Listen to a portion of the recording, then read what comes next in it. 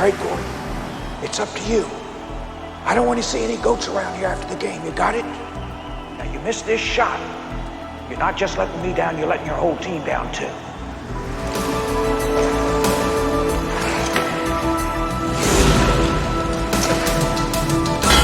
hit the goal post with a chance to win the game. What a heartbreaker, little Gordon Bombay.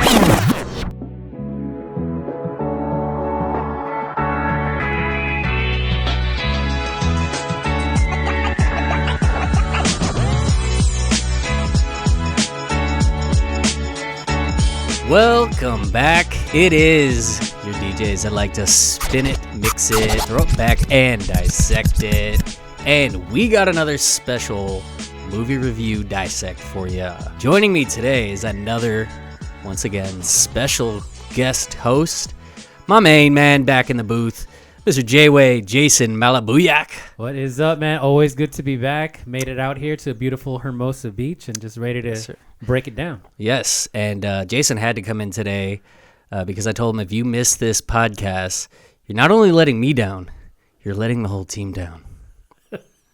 And that's the last thing I wanted to do, trust me. No, those are powerful words. Yeah. There's no way that anybody can hear those words and not just like shoot straight for the puck, you know? Or the net. I like shoot straight for the net.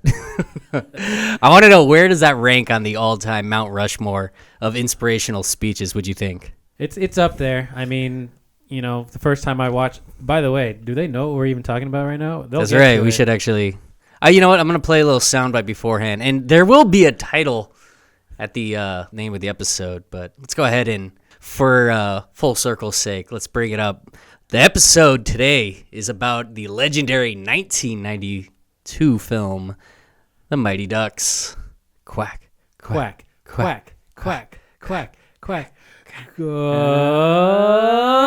Ducks! I'm hyped now. I don't know about y'all. That was very good, considering that was our first time doing that chant together. We haven't done it all day. We've resisted. I held it off for the pod. Yeah. And after dealing with technical issues for the last hour and a half, I am very excited to finally get to the point where we can talk about a fictional hockey team that turned into a real hockey team from a 1993 Disney film, because that's really what life is all about, Jason. That's like reverse. Normally you're a team and then they make a movie about you. This was, let's make a movie and then make a team out of it. That brings me to this. I have a question for all the Duck fans out there, and I mean the Anaheim Duck fans. Are you guys aware that the origination of your team's name comes from a fictional law firm tycoon from a Disney movie in 1992? Because that's really where it all started, Jason. Mr. Ducksworth. Gerald Ducksworth. His name was Gerald? Gerald Ducksworth, yeah. Well, shit. And his legend still lives on today via the Anaheim Ducks, which still swim the pond proudly, which is actually not called the pond anymore. It's called the Honda Center, but it's still the pond to me. And they also took out the Mighty out of the Ducks. They took the Mighty away at some point. I feel like that was coinciding with, at a certain point, they were not being owned by Disney anymore. And it's similar to, like, I think it was like around the same time the Anaheim Angels took away their big like A-wing logo and kind of had less of a cartoony look. I think that was also around the time the Ducks lost the Mighty, because they decided, you know, this Mighty shit is kind of gay. I don't know. It kind of loses its luster, though, you know? I expect Ducks to be mighty if I want to fear them. If you're just an Anaheim Duck, I'm like... Yeah. Are you, you know... Should I feed you some slices of bread? Yeah. You know? I could sit on this bench and like watch you muddle around. Yeah. Just a bit in the bushes, but they needed to come out of the gate mighty, though, for them to be taken seriously. I was going to hate on Anaheim real quick, and I kind of caught myself, but I'm like, if you're an Anaheim Duck, are you a criminal? Still... Are you a cruck? Yeah. Are you a cruck? Oh, my goodness. Write that down. How can you be a cruck if you came from a law firm? Hello. You could definitely be. This is what I mean. This movie teaches us something. If you're from a law firm, you could be up to all kind of like sketchy business, but you can also run a youth Pee Wee hockey team, and that is something that we learned from Mr. Gordon Bombay.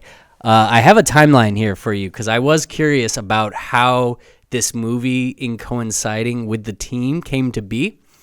So October 1992, movie gets released in theaters. December 1992, just 2 months later, the NHL awards a hockey team to the city of Anaheim, which is then owned by the Disney Corporation. October 1993, the Mighty Ducks of Anaheim take the ice. So this all happened within like a year span.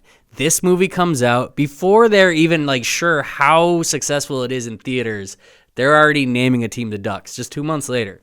So, I mean, like think about that like in our times. Like a movie that came out 2 months ago already would be having an entire sports team named after it. Like that would send shockwaves. It's putting a lot of hope on the movie that you just released being a successful, like, long-running franchise.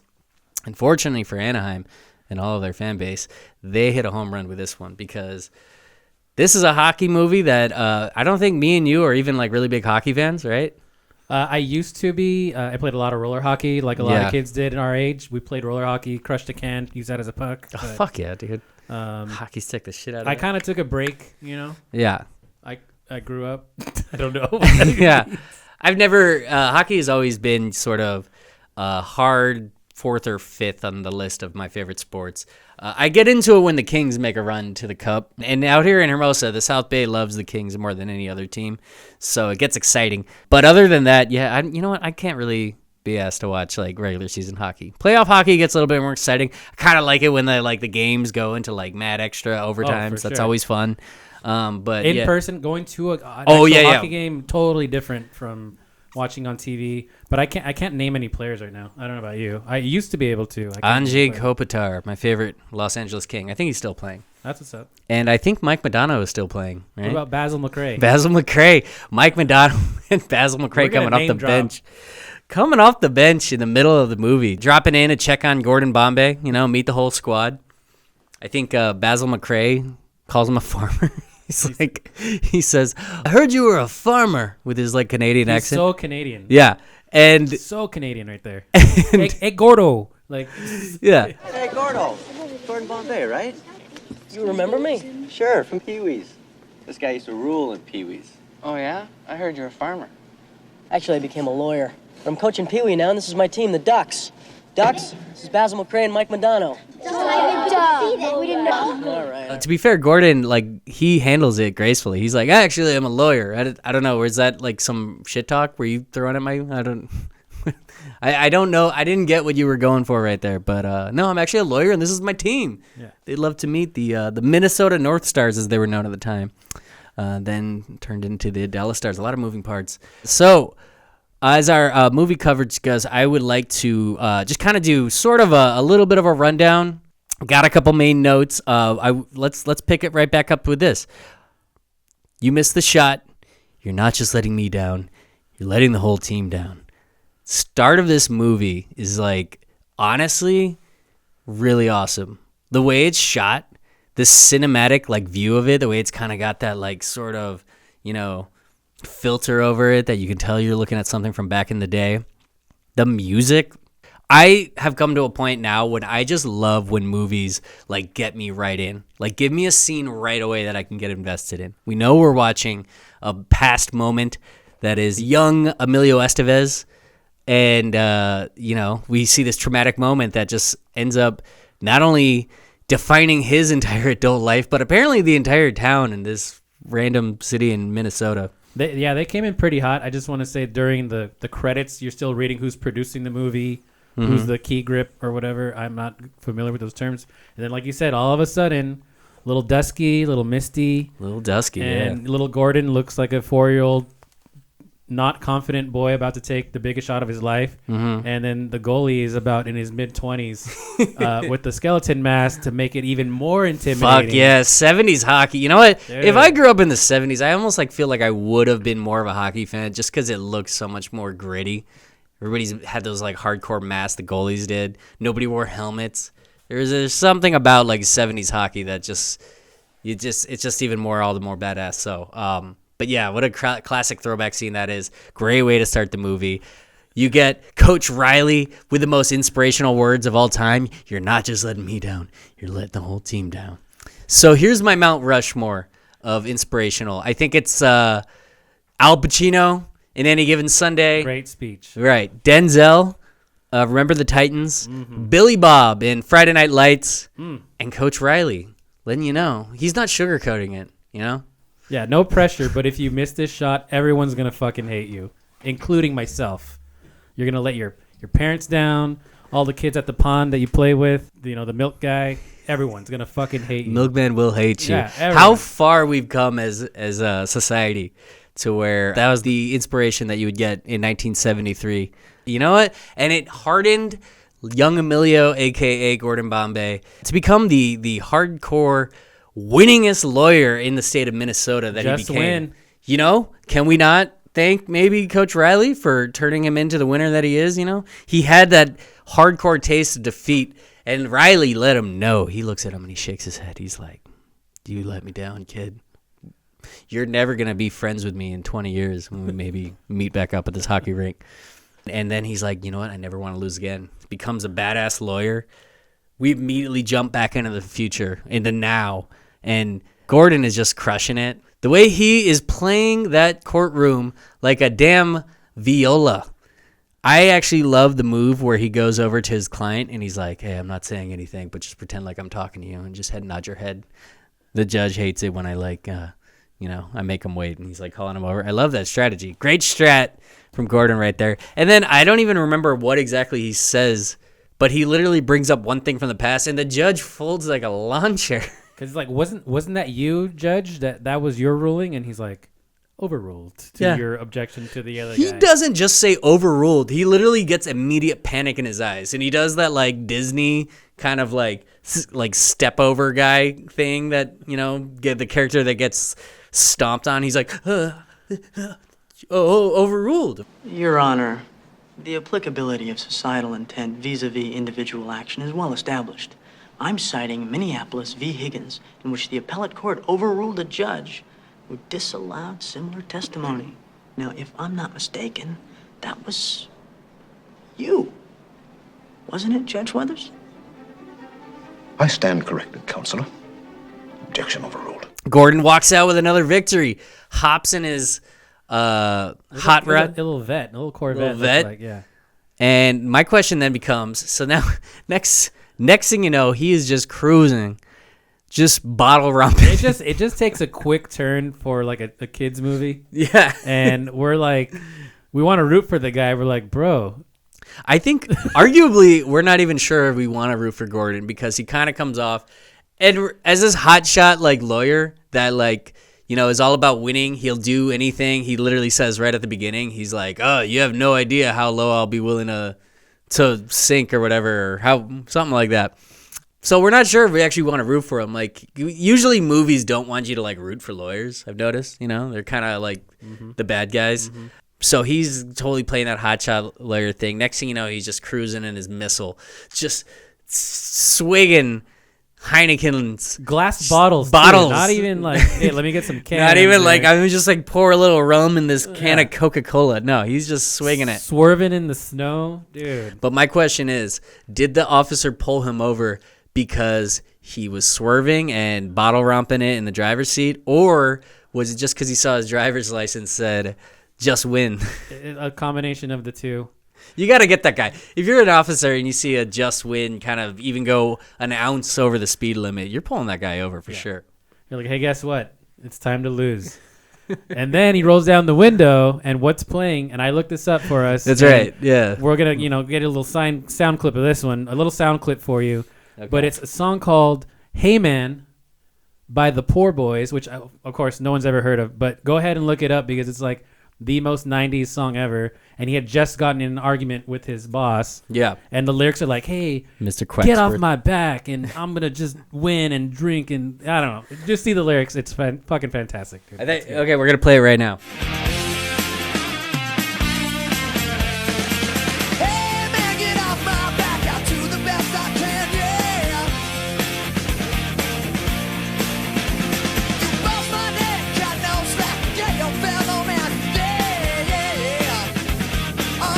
Hey man, you're a badass. Get your drive on. Go drink. That's actually very close. And now we know where Smash Mouth got the lyrics for their Inspiration comes from all forms. There right? you go. Who sampled who? Especially in the 1992 film Mighty Ducks. So then my question becomes, Gordon gets in trouble, obviously, with the law.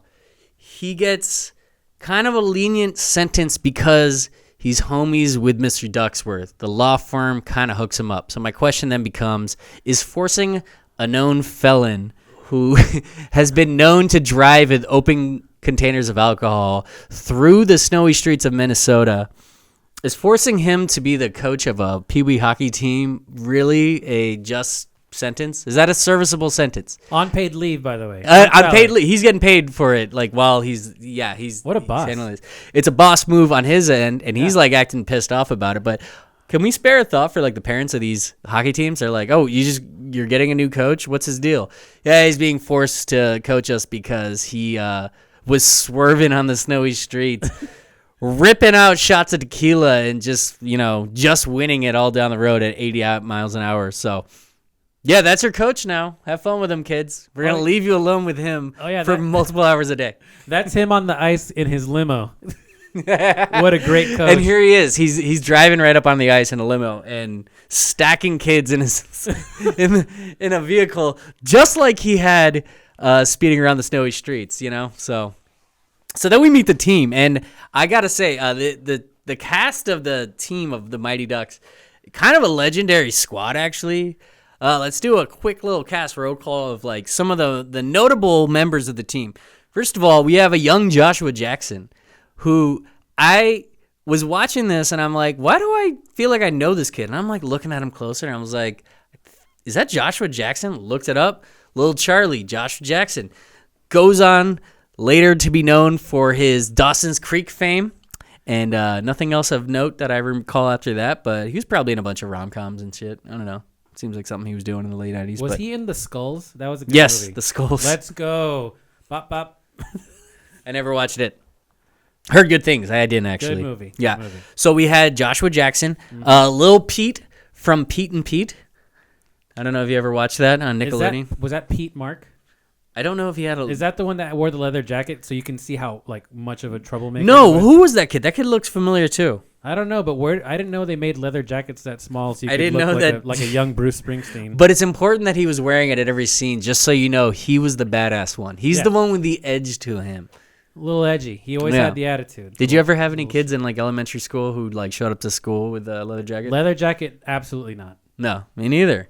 So, but if you saw someone wearing a leather jacket, what would you think? Oh, that kid's badass. I'm gonna let's hang out by the swing set and just shoot the shit of why you're wearing a leather jacket. And I don't want to piss him off while I'm doing that. No. Because he will make me eat the sand below the swing set real quick. Clearly, he also looks like one of those kids that showed up in like 90s movies that I grew up on watching, but nothing like stood out to me. I'm sure if I actually searched his IMDb, I would find something. Then I wrote. Then we had the fat kid from Heavyweights, Goldberg, and then I wrote. And then there was the other fat kid from Heavyweights. Carp. And I think another one on that team was even in there too. So the cast of Heavyweights just... I feel like they probably shot them back to back too. It feels like around the time. And they're just like, hey, we got the whole squad. We're going to sign you to a 2-movie deal, guys. And you know what else? They pulled in Kenan Thompson too and then just swooped him in on D2. So... he got added to the squad, he was just part of it. Hey, good callback. Right yeah. So they were a true team, just quacking all the way. Averman, okay. Fucking Averman. I got to say about Averman, as I was watching this last night, I was like, I honestly kind of hate myself for ever thinking that kid was funny at all. I feel like his whole, the copy guy shtick, like Rob Schneider's played out role that he used to do the same character every week on Saturday Night Live back in the day. Just like, oh, it's the Steve Meister, Steven around, Steve Areno, and he's just doing that. And I hate the idea that maybe when I first saw this when I was like probably like 6 or 7 years old, like I probably thought that was funny. But that kid's a one-note shtick that gets no laughs from me. The Pink Meister, Mr. Rabble Rouser, passing the puck over to Jesse Rooney, the Enforcer. Ouch! That hurt! He honestly, probably the most annoying kid on the team. I know he's kind of supposed to be, but he was also supposed to be like the comic relief.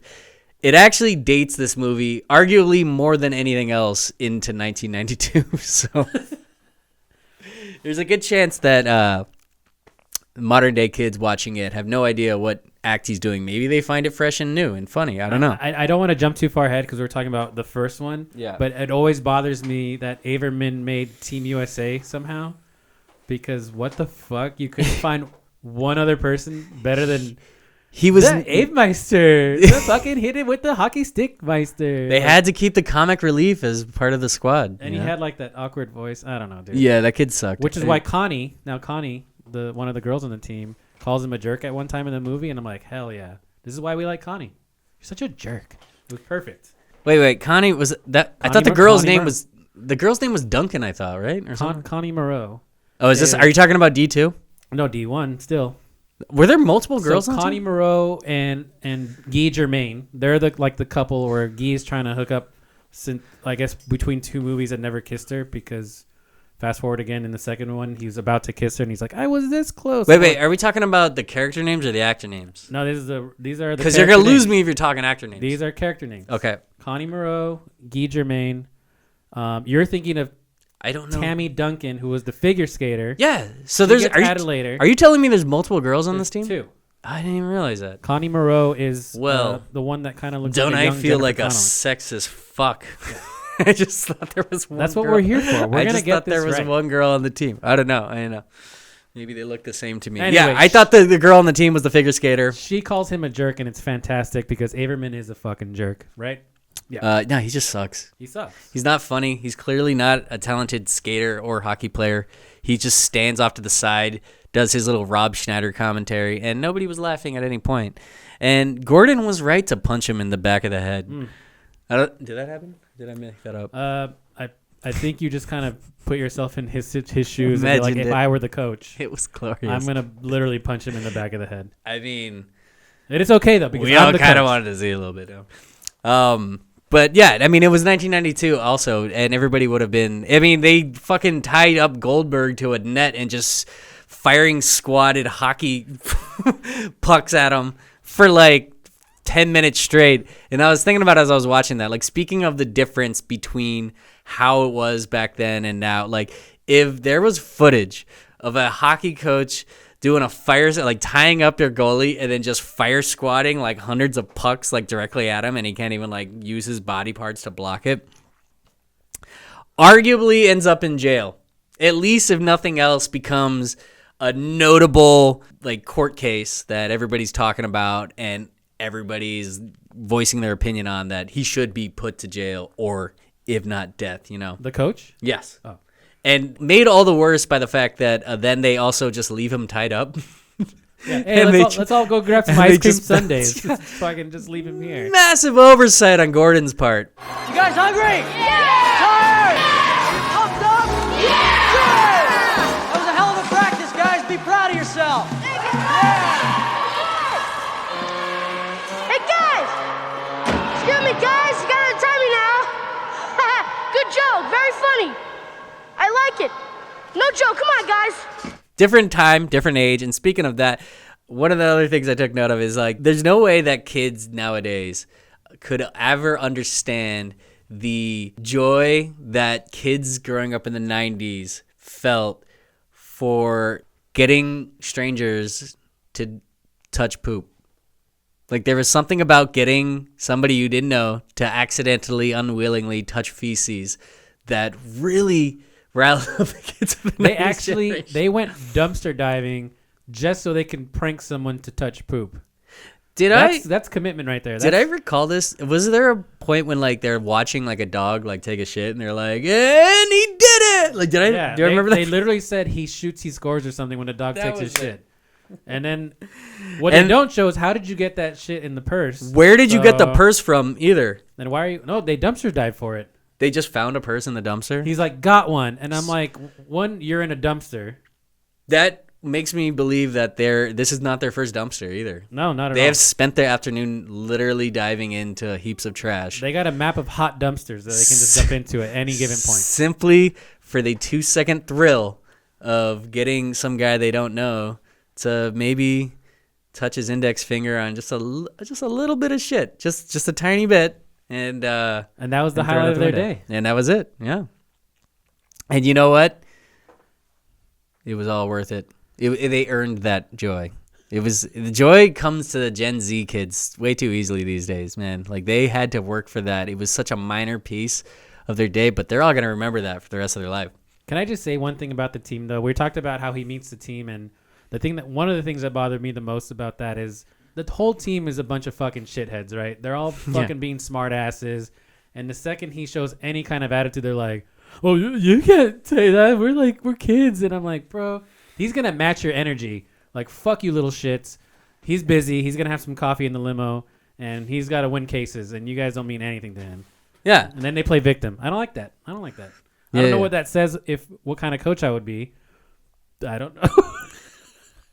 I mean, not as restrained as Gordon Bombay was. I like that he's unwillingly going back to be a hockey coach, even though he has this like deep backstory that apparently still gets talked about to the town this day. And I wonder, like, what does it say about this town in Minnesota that they're still all like continuing to discuss this Pee Wee Hockey League final from 1973, 20 years later? Like, why is this still such a talking point in this town that gets brought up? Why does Hans have a newspaper clipping framed of Gordon missing the shot? That's like the first thing you see when you walk into and the shot. fact that Hans is fucking just like laying back in the cut at the game, like being all mysterious. It's like, bro, just go talk to him, Hans. That first shot when he's just like, Hans, and then he gives one of these, he's just like, yeah. And he disappears so fast. I'm like, that guy's not moving that fast. And you're like immediately like, whoa, what's Hans' deal? Yeah. And what's his deal with Gordon? I need to know the backstory of this guy. Hans? Turns out he's like, I don't even know, like he runs like a shop that like sharpens skates or something. Like the shop. And has all this sports paraphernalia on the wall. Center stage is the 1973 Pee Wee Hockey Finals when Gordon missed the shot. It's framed. The first thing is, why would you frame that? And like the picture is like Gordon's like missing it and he looks all sad. And the headline says something like, Bombay messes up chance for like Hawks 9th straight district championship. And he's just like, you know, it reminds me of like The Simpsons when Homer says something like, he's like, you know, my dream has always been to be a monorail conductor. And she's like, your dream was to run on the field at a baseball game. And you did that. And then she like points to like a newspaper clipping. And it's like, dumb idiot ruins game. And he just goes, I still don't understand why you got that framed. Because it was like, why would you have that framed in the first place? And then let alone keep it there for 20 years. Just so like Gordon gets it like further driven in his head that he fucked up. And he's supposed to be the father figure, right? Like I'm Yeah. But here, I just want to remind you how bad you fucked up. Yeah. But now get your shit together. Stop crying. And it seems like everybody else in the town is ready to do that as well. And also Hans, for some reason, has like the entire standings of Pee Wee League hockey like etched on the wall. He's like devoted an entire wall to his shop to keep up with the standings. And I'm not even sure, like, is the whole town thus following Hans' word as to like where everybody sits? Because he's literally got like every team, and I don't even notice, but he says one team, he's like, as you know, the Panthers, they're out for the whole season because they got struck with the measles. I saw a theory.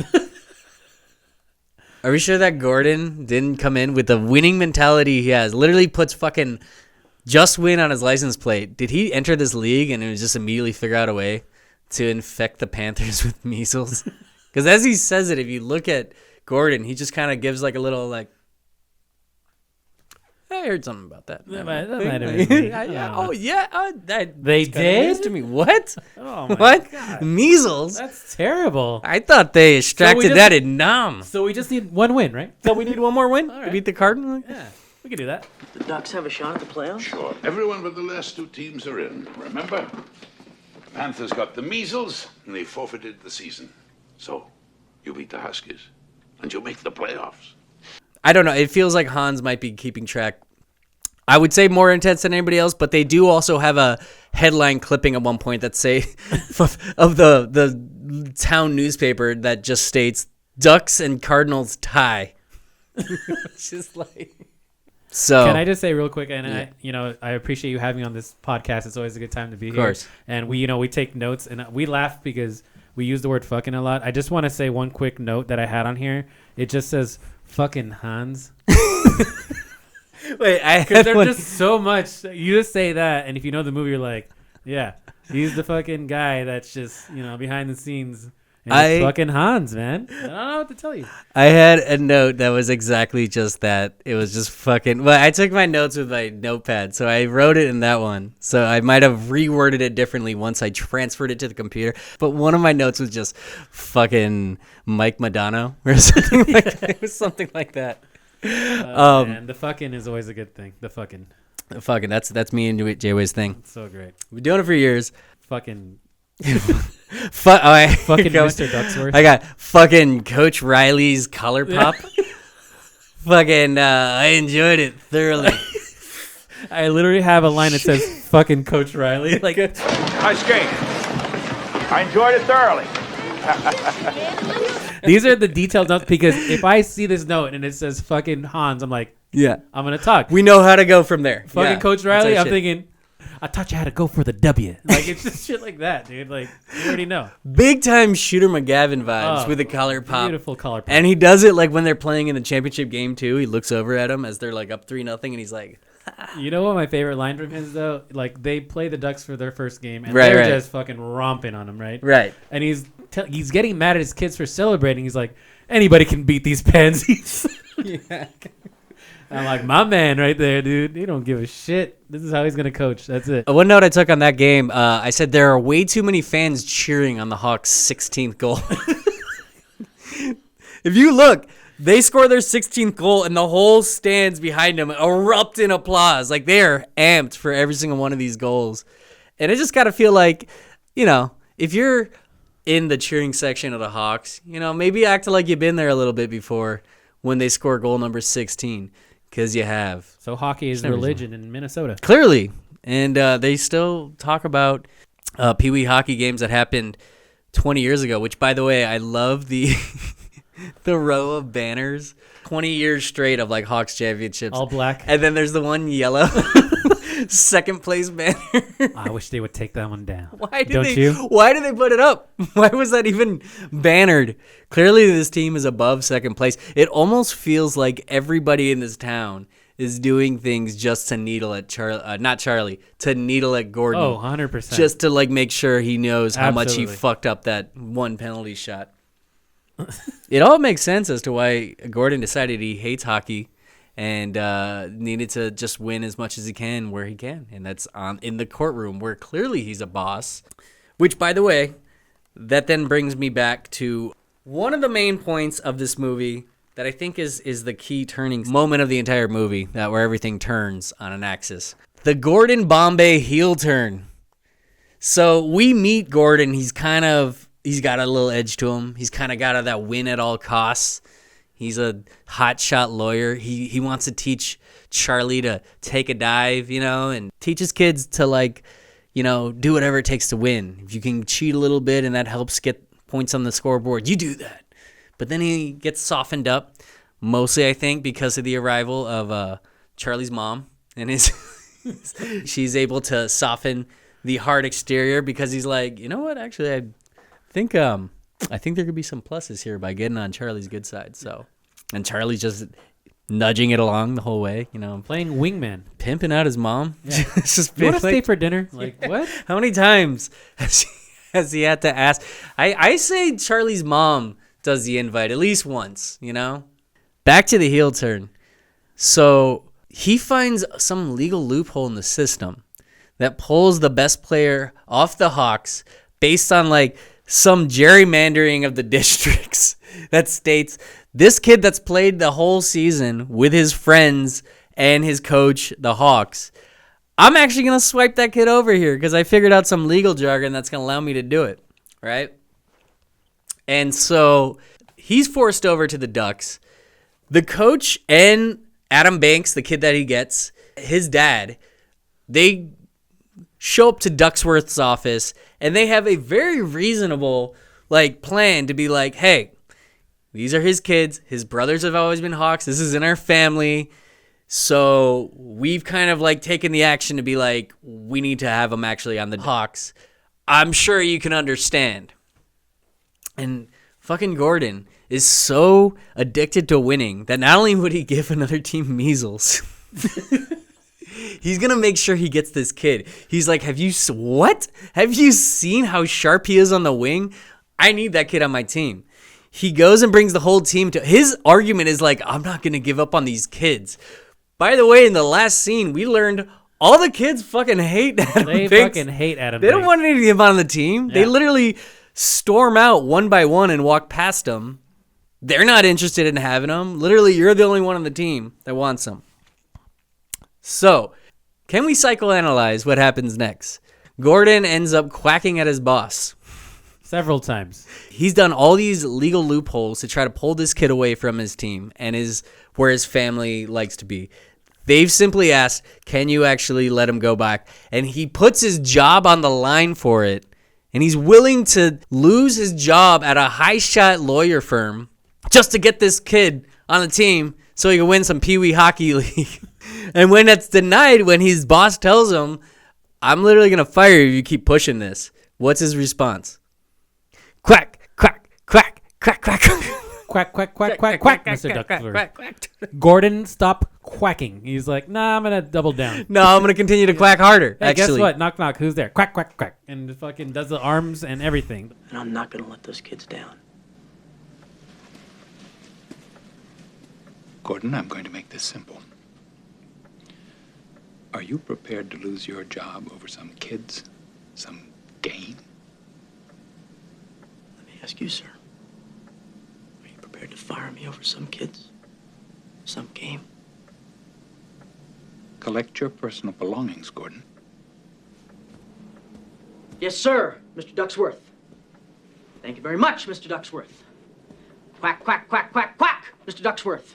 Quack, quack, quack, Gordon, quack, quack. stop Quack, quack, quacking. quack. Quack, quack, quack. Quack, quack, quack, quack, quack. Quack, quack, quack, quack, quack. This is a meltdown of nuclear proportions. I want you to imagine. It's like one of those moments in a movie where you're like, imagine we start the movie with just Gordon in Ducksworth's office, and he's just quacking at him on his desk, and he's like, quack, quack, quack, and then it pauses, and it's like, yup, that's me. You're probably wondering how I ended up here. Let me explain what led to this meltdown. Freeze frame. Record scratch. Record scratch. Arguably one of the greatest meltdowns in cinema history that isn't talked about enough, but he gets bailed out from not being fired after getting a DUI with an open container while cruising the streets to, what was the song? Hey Man by the Poor Boys. Hey man, you're a poor boy. Hey man, you're a poor boy. Get your drink on. Go drive. Yep. So he's able to get a paid leave for doing that. But then his attempts to steal a kid from the rival hockey team to pull him with some district loophole, that's not going to fly with Ducksworth. And that man discontinuing his allegiance with the Ducks, and yet that team still carries his name to this day. Gerald Ducksworth. Yeah. Should be an Anaheim legend. They should put a statue of him out there. Not this Walt Disney shit. Anaheim, you are glorifying the wrong legend. So anyways, yeah, that was just my favorite moment of the movie. You know the thing about Adam Banks too, though. Like obviously he introduces him to the team, brings him in. He walks in with his Hawks bag. I'm like, bold move, and everyone's like walking by him like, that's the bag he fucking has. cake eater. Like, by the way, What? I never knew. So because I like to eat cake every now and then, that you're gonna hold that against me. Who came up with that line? What if that was who just, is a cake eater? What if that was just like a nickname he received at like a birthday party when he was 7, and he's just never outran it? Damn, Like yeah. they're like, okay, that makes sense. They're like, Adam, are you really going in for a 5th slice of cake? And he's like, I'm hungry. And everyone's like, hey, look at this cake eater. Yo, look at this Cake cake eater. eater. You know who I feel like could have adorned that nickname on him and probably would have stuck is Goldberg. That feels like a Goldberg move. It'd be like, oh, look at this cake eater over here. Cake eater. Cake eater. But while Goldberg's eating cake, But too. he's definitely got a cake. He has cake for her. But he's Yeah, like 100%. acknowledgeably fat. He's just like, yeah, I'm a fat kid. I don't care, you know. He was proud of being the heaviest kid in the heavyweights camp. And he worked at like He a was, like, sandwich doing shop. this. But anyway, what I was going to say, too, real quick about Adam Banks is they give him shit. They don't like him. He's a hawk. He's not a duck. And then you fast forward to the game, and Gordon's like, pass it to Banks. And what does he do right away? He scores a goal. And what do? They fucking run up and hug him. Way to go, Banks. And it's like, wait, did you just hate him? And now he scored a goal? Like, these kids, I don't know, man. More evidence that all you need to do is win. Just win. Gordon had it right all the time. Just win, baby. Put it on a license plate. If you win, all is forgiven, you know? What is the difference between how we remember Michael Vick and O.J. Simpson?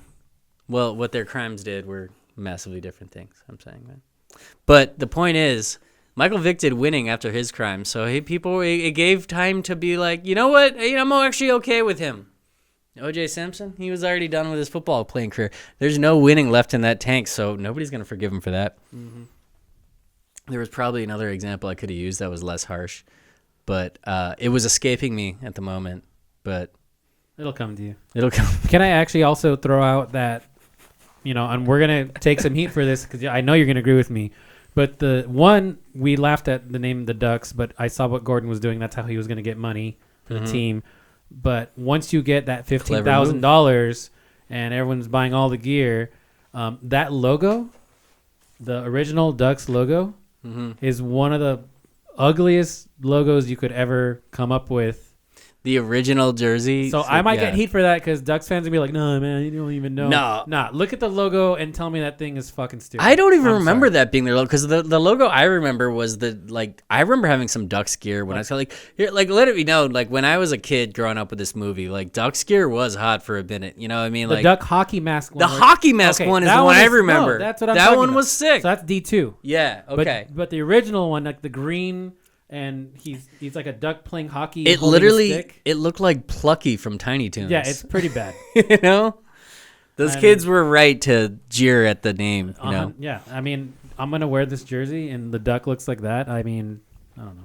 Also, they got hooked up in D2 though? I will say that. Yeah, the gear got fresh for sure, yeah. and that was the logo that I remember like having a shirt of and seeing around. Yeah, the hockey mask. Duck logo, way cooler. Mm-hmm. I want to know if Gordon just freestyled the mighty part of it, as he was like kind of getting the kids going. He was getting them in on it.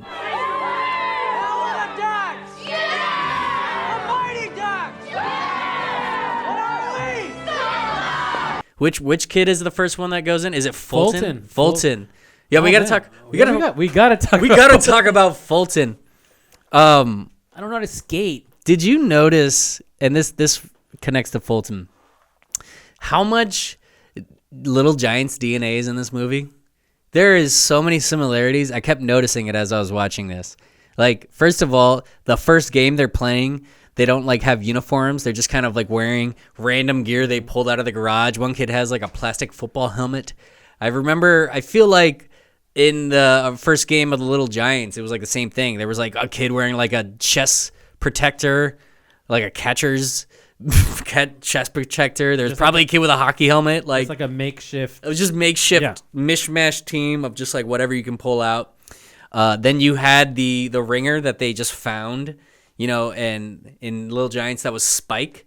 In the Ducks, it's Fulton. And then there's the, deep-seated kind of rivalry that lives in the shadow of our main protagonist. That's sort of a shadow of his past that's always kind of been like over him that he has to overcome, And in Little Giants, that's Rick Moranis trying to overcome Ed O'Neill. And here we have Gordon Bombay trying to finally beat Coach Riley. With a much more established team where he got all the good kids, they're clearly more skilled. And he just has to coach this ragtag crew of mishmash nobodies and turn them into a winning group. And he does it by motivational speeches, by simply saying one word repeatedly. Quack, quack, quack, quack, quack, quack, quack. To the point that he literally has them quacking at their principal. Mm-hmm. Yes. Why did the quacking thing never take off with like Anaheim Ducks fans? I've never been to a game, but at some point it did. But I think after a while, people that were actually at the games like, when they lost the Mighty and the Disney aspect, they probably lost the Quack chant. But I like to think that was probably a thing. It's not a bad chant for like a stadium to get like people hyped on. Also about Fulton, why does Gordon have him? So we meet Fulton when they're just driving, and his car gets like just his window shattered, and he's like, "Holy shit, what was that?" Kid was just firing hockey pucks just into the street, roguely just slap shotting them into oncoming traffic. So then Gordon goes and runs him down, and he's like, "I don't give a shit about the car. Let me see your slap shot. Hit another practice shot for me." So why does he have him then face directly at his very same car? Break another window. Hits it again. Dude, you're like surrounded by alley walls. Hit literally any other direction. Hold it! Whoa, whoa, whoa! Look, it was an accident, all right? Never mind the window. Where'd you learn to shoot like that? Didn't learn, I just do it. Do it again.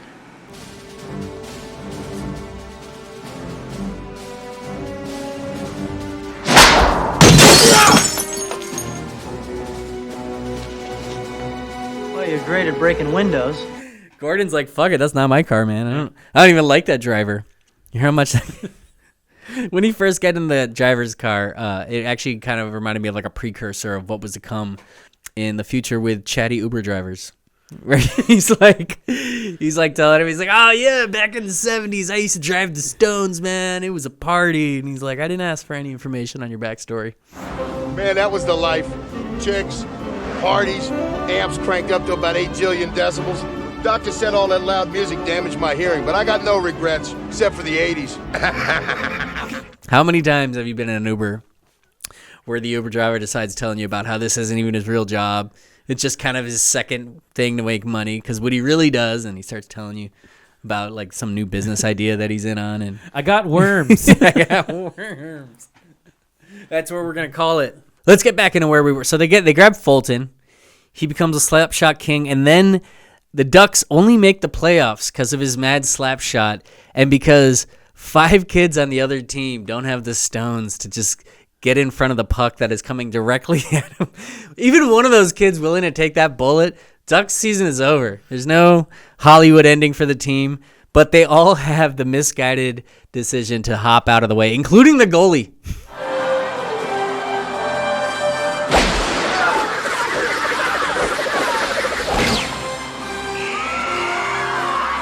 It's like you had the pat. Did you see the firing squad hurling all their pucks at Goldberg? Step in front of that one, guy. You got one job. What are you doing? I know he's like a fierce slap shot, but like, come on. It's not a big point too, but he's like, he gives him skates, and he's like size 9. He's like 9.5. Wear big socks. Like, don't be a bitch. Just fucking take these. With skates? He's like, I made these for you. Just fucking take them. There you are. Sharpened, laced, ready to go. What's this? Your new skates. I figured 9.5 was your size. Oh, actually, I'm a 9. Wear thick socks, Gordon. Even though I've taken close enough interest in your life to keep the framed newspaper clipping of your biggest failure, I didn't bother to remember what shoe size you are, even though I make skates for you. So. But it's okay, because I'm fucking Hans. Fucking Hans.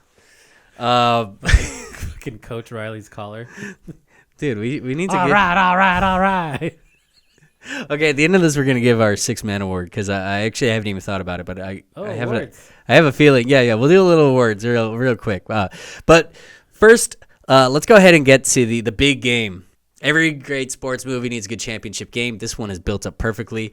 Highlighted by that awesome like championship graphic where it's like Gordon and Riley's face like in the newspaper. Did you see the split? The split, like half the fade. shadow. A split fade. Man, that literally looked like a main event boxing fight. Can you do that of one of us for like the cover?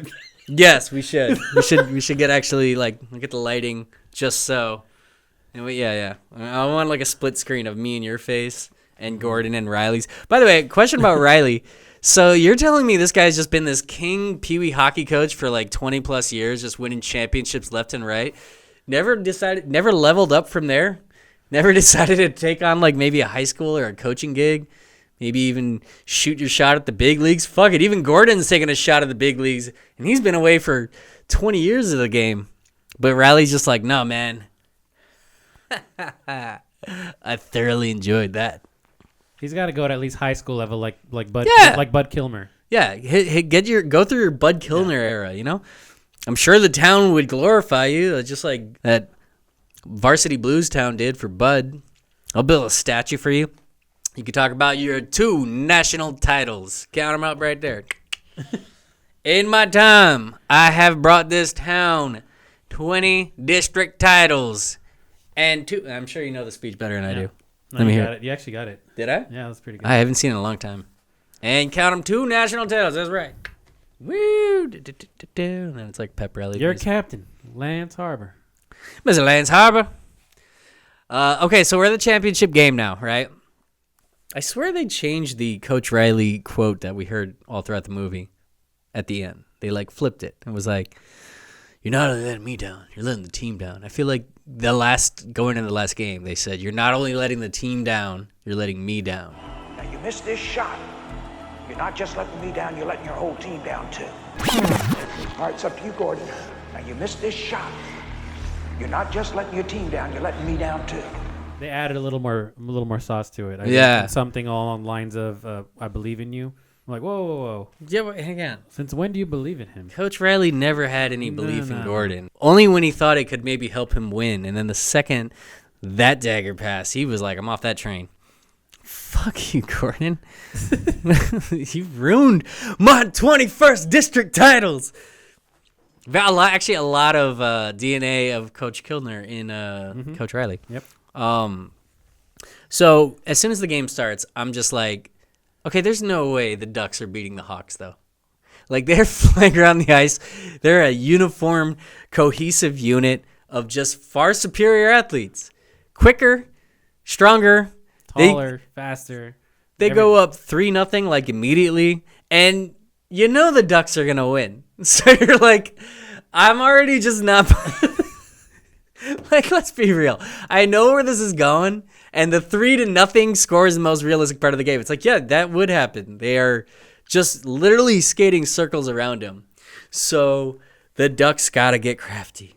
They got to start pulling out some of their trick books, which reminds you of what Disney movie that came out around that same time? The annexation of Puerto Rico. Little fucking Giants. Boom. Had to get the fucking Fumblerooski play. Fumblerooski. So when it comes to Mighty Ducks trick plays, which one did you favor? The Duncan does the triple axel or the good old flying V? Where were you stand? I mean, I think I'm going to be with everyone and just say the iconic flying V. We had never seen anything like it. That had to have been invented. We'll never see it again. I feel like it had to have been invented. It's no way that like the writers of that movie pulled it out. There's definitely some, I'd say, hockey historians that could pull out where the flying V was invented. But my thinking of it was like, okay, if this is that effective, just fucking do that every time, right? Like, why are you guys fucking around with all this passing around in the backcourt over here? You know, just flying V the shit out of it. Similar to my stance on, hey, if Fulton can just like slice through the whole team with like his mean slap shot, why don't you guys just set him up? It seems like every time they decided to do that strategy, I'd be like, get it to Fulton. He just happens to have the whole ice clear right in front of him so that he can just have the time to slow motion and rip it literally through the back of the net. So, but that's how they end up tying it up. That's Gordon, though. Gordon was like, make sure he gets plenty of room. Yeah. And the Oreo line, by the way, I don't know if you all remember that, but the Oreo line is Jesse and his brother and Guy, I believe, or Adam Banks. And I was like, this is aggressive for a kid's movie. What was the line? The Oreo line, like an Oreo cookie. It. What do they say? They say, one, it's when they're playing the Hawks, and the Hawks in the first game are like, what is this, the Oreo line? Because it's 2 black kids and 1 white kid in the middle.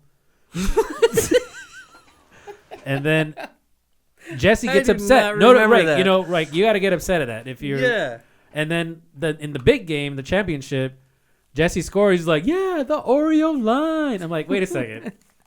We'll flip it. Okay, we'll celebrate the Oreo line now. They actually say it one more time. They say it 3 times total.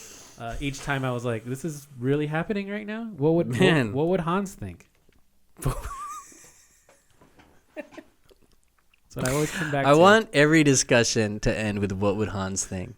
Because clearly his opinion is the most valued in this town. More so than the brother's dad who like storms in and like pulls him off the team. His value, he doesn't seem to be that strongly concerned about, you know. No. What did he say when he came in and he pulled him out? I mean, he's teaching him how to cheat, and he's like, this is what I gave up my overtime for? To see my kids taking falls? And I'm like, you know what? I felt that, though. I was like, fuck you, Gordon. This guy's a hard-working, blue-collar man, needs his overtime, and he goes to the rink, and all of a sudden, his kids are just diving all over the place. The Oreo line is all over on the floor. My thinking of that was, I didn't ask you to fucking give up your overtime. What do you... That was a you decision. Did you need to do that? Get your money, bro. Gordon's straight up like, yeah, man, that's on you. Look, I'm all about two things. Get money and get the W, okay? Your overtime pay is way more important than, like, fucking watching some hockey games. Go get your fucking Benjamins, dude. I'm not going to pull you away from that. And yes, we fucking cheated in a Pee Wee hockey game. Because here's the thing. I got an addiction to the dub. I need my wins, okay? And these kids are the only way I'm getting that right now because I'm not allowed to ace it in the courtroom. And I have a severe complex that I've been overcoming from my failure as a 7-year-old because this entire fucking town in Minnesota won't let me forget that shit. Fuck you guys. Dude. Fucking Riley. Fucking with your collar pop. Racist ass squad. Give me Banks. I'm taking Banks. Banks is on my team right now. I found a legal loophole. Okay? I'm taking that kid. And guess what?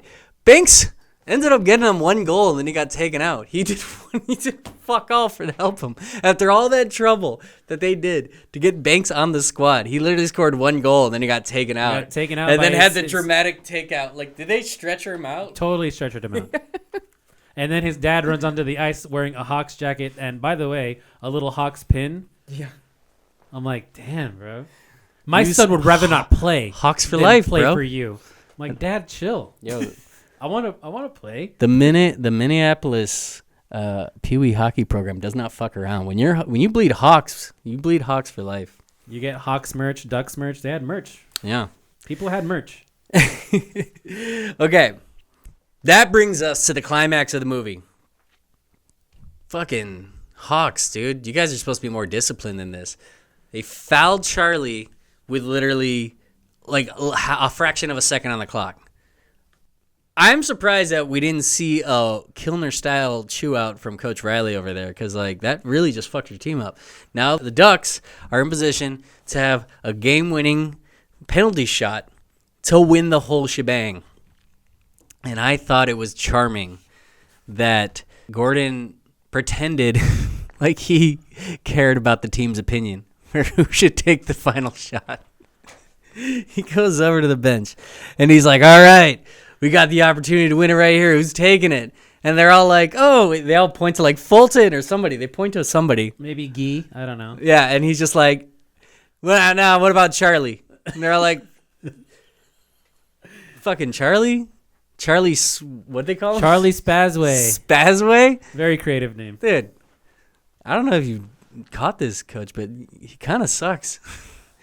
And he's like... Yeah, he's a goofball. He's fucking clumsy. He doesn't take a dive when the coach tells him to, you know? You're a true player who's here to win, man. There was some influence why he picked Charlie, though, I think we all know. He's like, guys, here's the thing. Last 3 weeks, I've been 7 deep in Charlie's mom, okay? So I'm going to keep focusing on what's really important and make sure I'm in good with that. And if we could pull the W out, that's good too. So maybe Gordon has grown because winning's not the only thing that matters to him anymore. Meatloaf and quality time with Charlie's mom. Hell yeah. Those dinner invites are, scoring points. They're not inviting themselves, Except for they are because they're coming in the form of Charlie. So all of Charlie's invites, all of Charlie's dinner invites all year ended up paying off because then he gets to be the hero of the movie. And I was thinking as he was going to take the game-winning shot, I was thinking, anybody watching this that doesn't think Charlie's about to score right now, I I admire your innocence because there was no chance he was. First of all, if it was either he scores and the Ducks win or we go to overtime. And you think after this dramatic moment, the whole build up to the penalty shot, they're going to be like, all right, 5 more on the clock. Let's start it all up again. Here we go. We're having to come down from that climactic moment, but that's hockey, baby. Let's go. 3-on-3. Let's hook it. So, yeah, obviously Charlie wins. Triple deke. Does the triple deke just like Gordon, but this time doesn't hit the post because he's not a colossal failure like Gordon has proven to be. Actually, he kisses the post, but it goes in. Nice. So he still almost fucking blew it. But he didn't. Spazworth actually pulled it off this time. Wait, Yeah. it wasn't Spazworth, was it? What do they call him? It doesn't matter. It doesn't matter. Charlie. Spazway? Spazway. Yeah, Conway. Okay. So then the team celebrates, and immediately we get this out of nowhere, like, make out amongst 10-year-olds with, I assume it was Duncan, the girl. And I'm just like, I was just like, where did that come from right now? Was there a backstory that was like cut from the movie? Because there was no build up to that. Did I miss something, or was there like flirting amongst the teens? I didn't need to see some 10-year-olds like make out at the end of this movie to be like Victor. I didn't see any reason that needed to be. They literally shoehorned that in there as like a payoff to like some story that's been built up throughout it, and I missed that. I don't know. I actually did not see that, so you might have to play that. As the team celebrates, there's immediately, I didn't even catch who it was, but one of the... Is it when they're all storming They're all storming, okay. And then one of the Duck boys, like, grabs the Duck girl, which I think her name was Duncan, right? The brunette? Or I didn't know there were 2 different girls on the team until 20 minutes ago. Wait a second. So I thought it was Duncan. At the end? Yeah, and he grabs her, and they, like, start, like, making out, and I'm like, whoa, these kids are literally children, okay? Well... Quack, different quack, time. Quack, quack. Quack, quack, quack, quack, quack. And then we usually do the MVP in the old 3 Things Day. We'd say who is the MVP of the movie. I think the obvious choice is Gordon, obviously, Emilio Estevez. But I'm going to curveball you for who I think the MVP of the movie. It's fucking Mike Modano. Because he sets our boy up with a tryout, even though he has admittedly not played hockey for like 20 years. But Mike Modano... his word means something in the landscape of the hockey business. And if he says this guy deserves a tryout, damn it, you're getting a minor league tryout with whatever club. They don't even say. But maybe that leads to fucking NHL pro Emilio Estevez, you know? That's a good running amok. Have you seen D2? I haven't seen I haven't seen even this movie since I was a kid. I think I remember seeing D2 also when I was a kid. Yeah. I'm sure you have. For sure you have. Well, I remember I've seen the like final scenes a lot of D2 because my old friend here from Manhattan Beach, Scott White, was the star of their team, Gunnar Stahl. Oh, wait, I think you told me that. Yeah. Thanks, Gunnar. Yeah.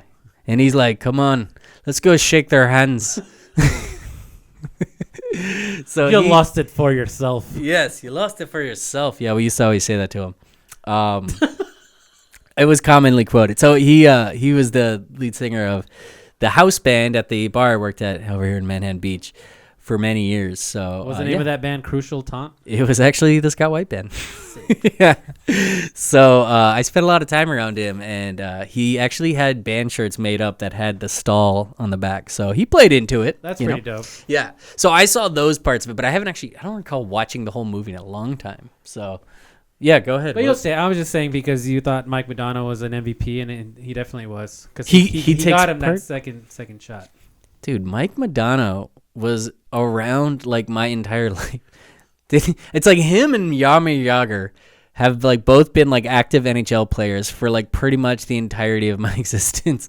As long as I've ever heard of or known anything about what's going on in the NHL. Is Jaromir still playing? I feel like what I heard recently is like he is like retired, but not like officially. Does like he have he's a mullet still. Yeah, of course. Hell yeah. The Jaromir Jagr mullet will always be running strong. Yeah. I think you know who my MVP is. Who's that? It's got to be fucking Hans. Hans is the one that brought Gordon down from his cloud of, I know you're this hotshot lawyer that can drink and drive and get away with it, but you fucked up when you were 4. I framed it for you. And now you need to get your Just shit together. If not for you, for these kids. Just to. And also, the Panthers got the measles. So I know everything. I'm the MVP. I put this shit together. And here's some skates that aren't your size. Okay, pack some extra layers of socks, bitch. Yeah, nobody cares more about hockey in this town than Hans, and I kind of feel like he's the one making the whole operation just smash. So cares a lot more than Gordon ever did. Gordon bailed the second he tasted failure. Hans, who stuck with it for 20 years, 20 years that we know of, he's probably still hanging around those rinks. Stashing away newspaper clippings on the wall of other child's failures. only to let them humble them a little bit when they come back 20 years later. Just to let them know where they came from. Hans's wall of shame. Hans's wall of shame. Everything else on that wall was like accolades and like proud like players that came through there. And then that was the one like rogue, this team failed and it was mostly this kid's fault. Just to really let Gordon know anytime he ever actually came back. Hey, don't get too big for your britches, kid. I know where you came from. Stay humble. Okay, so then 2 more questions. The 6th man off the bench. I got to say Hans is mine. I'm going to say the 6th man award goes to Hans for me for all the things we just said. Well, who's yours? Man, I'm going to go Fulton. I think he was a game changer that they needed, not Adam Banks, even though Adam Banks is a very talented player, but they taught him how to shoot pucks at moving cars. Fulton is the one player that other teams feared. Yeah, he was the game changer. They acted like Adam Banks was supposed to be. What is the word for it? Enforcer. He was the enforcer. Yeah. Threw the kid over the side after he took a cheap shot. And then got thrown out. Yeah. And the kid that threw the cheap shot did not get thrown out. I know, that's hockey, he got bro. 2 minutes. That's hockey. I also like that, okay, so he doesn't know how to skate. So first, Gordon teaches him how to shoot slap. He wants to see him practice slap shots by aiming directly at his driver's car. And then they want to teach him how to skate by speeding around a busy mall on like a Saturday. Just fucking rollerblading in a crowded mall and pushing old ladies in a fountain while she's just trying to enjoy her shopping day. That lady got doozed in that fountain, and it was just like played for laughs.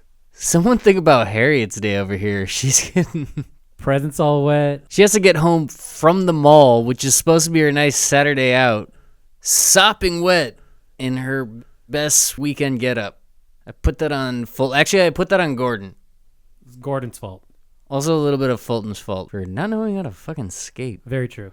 Okay. Last question. This is a little something I stole from the Bill Simmons Rewatchables pod, which is very influential to this right here pod. What paraphernalia would you like? If you take anything from this movie, what would you bring home? I'm going to have to go with Coach Riley's jacket. Oh, I got Gordon's jacket. I got Emilio. I could have sworn you would have said Coach Riley's jacket. The jacket pops. Come on, man. Yeah, but okay, if it's something that I'm going to wear, I'm more likely to wear the all black. And I am collar popping every time I do something that just kicks a little bit of ass that day. Parallel park into a spot in one go. Oh, bitch. Just look into your rearview mirror and do it to yourself. Yeah. That's a rearview mirror pop for sure. Little wink. Yeah. Wake up 1 minute before my alarm goes off. That's one pop right there. That's how you know your day's starting off on the Riley foot. Okay? That earns you a pop right there. But you're talking about something to wear for nostalgia. You're going the Bombay jacket. Bombay jacket all the way. That's what I'm putting in the frame. That's frameable. I'd have it right here. I would get it to replace the Outcast right here. With the Coach Bombay in perfect cursive. Yeah. Rurudo right there. That thing's legendary. It's so like 90s with the Letterman jacket style. You think it's like a suede? It's like a leather, I think. The first thing I think of when I think of this movie, I think of the Gordon Bombay jacket before I even think of the shitty Ducks uniform. If there's 2 words that I think summarize this entire movie, it's Bombay jacket. And then obviously Hans. 3 words. It's 3 words that we actually need to. But for now, that actually takes us to the end of our long and winding road down Duck Street. So for that, we only have 1 word for you. Quack!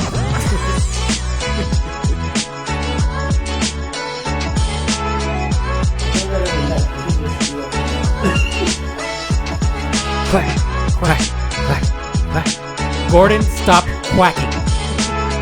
Quack, quack, quack, quack, Mr. Ducksworth. Quack, quack.